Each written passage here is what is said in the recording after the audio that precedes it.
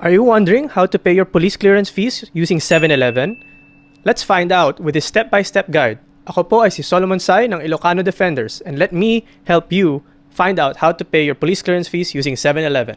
Ilocano Defenders. Para sa lahat. Ilocano Ngayon, kung wala kayong bank account or GCash account para mabayaran ang police clearance fees ninyo, since walang regular over-the-counter payment to sa police station ninyo, meron naman ibang paraan para makabayad ng inyong police clearance fees. At ito ay pagbayad using 7-Eleven.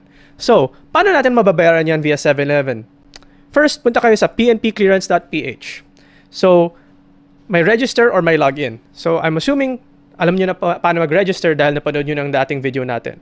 Kung meron na kayong account, select login na lang. Input nyo yung email at password ninyo, mag-sign in,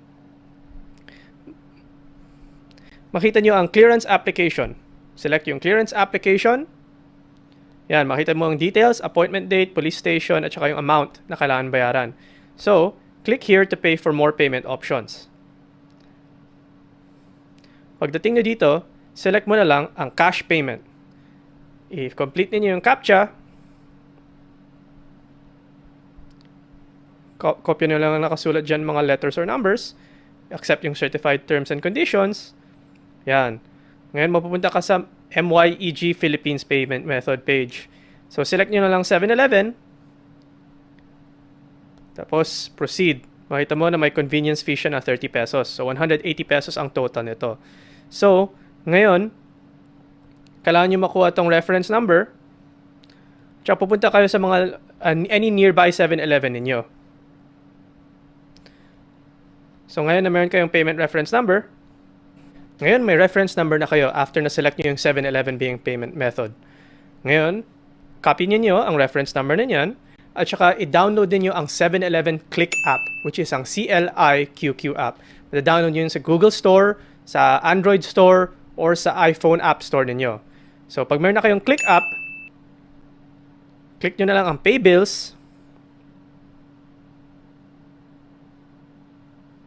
Government, at i-select nyo yung MYEGPH. Pag na-select nyo na yan, i-type in nyo na lang yung reference number ninyo, yung mobile number, at saka yung amount.